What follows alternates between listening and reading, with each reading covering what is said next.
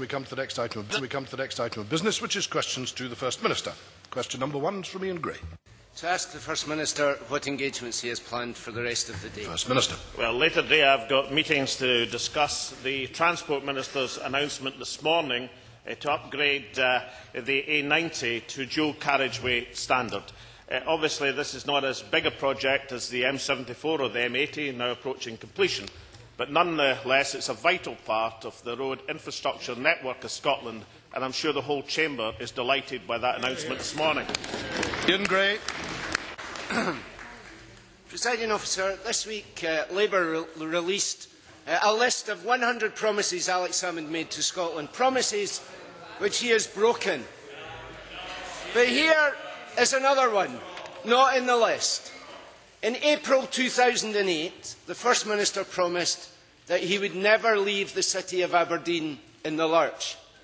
This week, Aberdeen City Council announced they will make 900 council workers compulsorily redundant. They are in a pretty big lurch. What is the First Minister going to do about it? First Minister. Well, the Scottish Government is sending a strong signal across the public sector to avoid compulsory redundancies. That is our dearest wish, and that is our policy position, and we are negotiating with our own unions on pay restraint to make that possible. I am sure the administration in Aberdeen are anxious to do that and will put forward proposals to make that possible in the city of Aberdeen. Now, the issue, of course, of local government funding is a very difficult one indeed. And, of course, there are many people in Aberdeen who are concerned that the local government funding formula for many years has given them a much lower settlement than elsewhere. That is a local government formula, of course, which was devised by the Labour and Liberal Democrat parties. 84% of the average. And, of course, John Swinney asked for a review by COSLA and indeed made proposals which could perhaps bring about a situation of greater parity and fairness. That was in 2009. I have here a copy of the front page of the Evening Times of Glasgow. This was the reaction of the senior Labour politician to the proposal to bring about more parity in local government funding. His name was Stephen Purcell. Remember him? The heading is, "We must fight this bribe." So when a proposal was on the table to bring about greater parity to local government funding in Scotland, to help places like Aberdeen, who are substantially below the average, a leading Labour Party politician in Scotland said it was a bribe. The Labour Party will never get away with saying one thing in Glasgow and another thing in the north east of Scotland. Order. Ian Gray. And, Presiding Officer, the SNP will never get away with saying one thing here in Holyrood and another thing in Aberdeen. Because the SNP councillors in Aberdeen haven't heard the signal from the First Minister. They are not doing all that they can to avoid these redundancies. For the sake of £3 million for a voluntary redundancy scheme, they are going to make 900 workers redundant. They could find £60 million for their new council headquarters, but they can't find £3 million for this. And of those 900 job losses, 100 are teachers. Even in the dark days of the Tories, I can't remember teachers being made compulsorily redundant. Rifkind, Younger, Lang, Forsyth, none of them did this or allowed it to happen. If it didn't happen in Thatcher's Britain, why is it happening in Salmond's Scotland? First Minister. Well, I think Ian Gray needs to catch up with two particular things. Firstly, he needs to catch up with the situation in the north east of Scotland.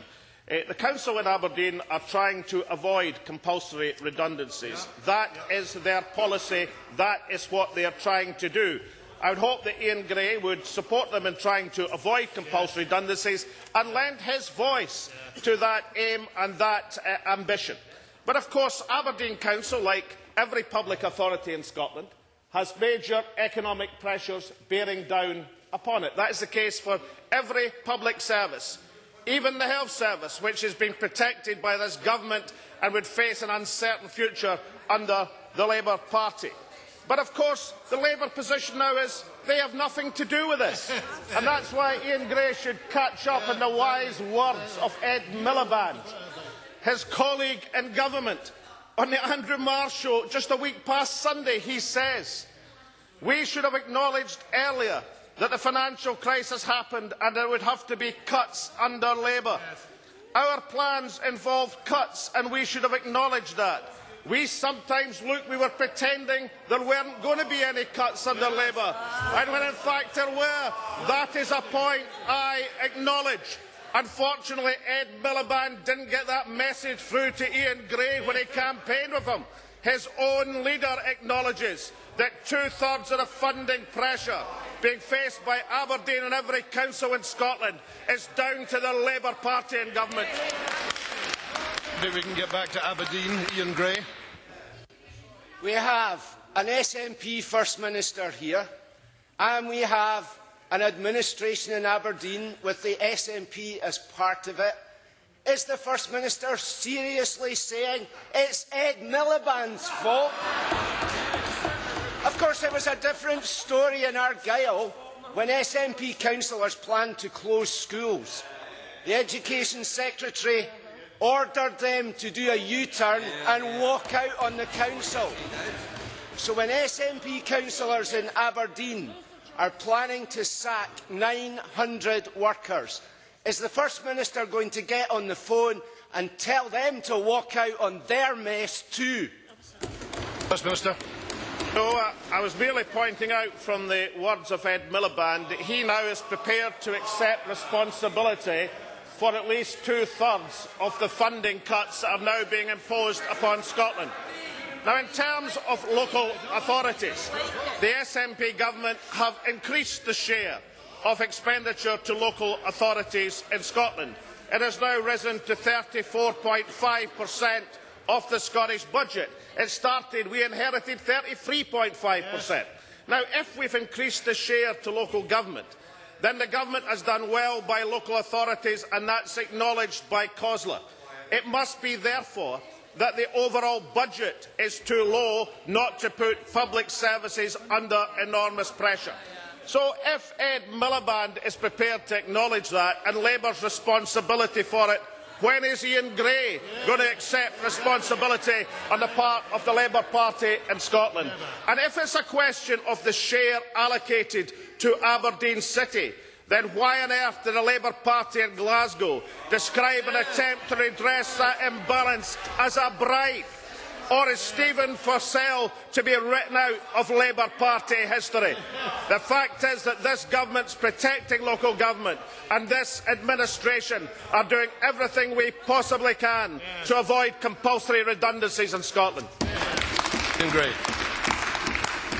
Presiding Officer, if Ed Miliband is willing to take responsibility for anything, that puts him one step ahead of Alex Salmond, who's never taken responsibility for anything in his life. And he's right, it isn't just Aberdeen. In Dundee, the SNP have the nerve to claim they're improving schools by cutting education budgets. And in Edinburgh, Alec Neil was sent in last week to cut the Edinburgh jobless services in half by over £2 million at a time like this. And yes, then there is Glasgow. The SNP cancelled the Glasgow Airport rail link last year, and this year they've cut the Glasgow Gateway, the biggest regeneration project in Scotland, by half. What is it with Salmond and this city? Does the First Minister have some sort of vendetta against Scotland's cities? First Minister, I must ask you to be quite... First Minister. Sorry, First Minister, I must ask you to be relatively brief, please. Time is marching on rather too quickly.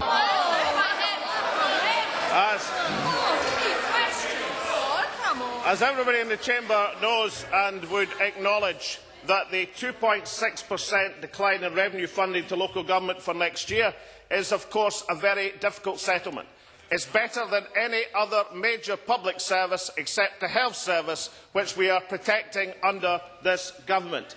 It's acknowledged across local government. It does put pressures on, and therefore councillors have to do their best to avoid compulsory redundancies, as they will do in Aberdeen and as this government is doing in Edinburgh.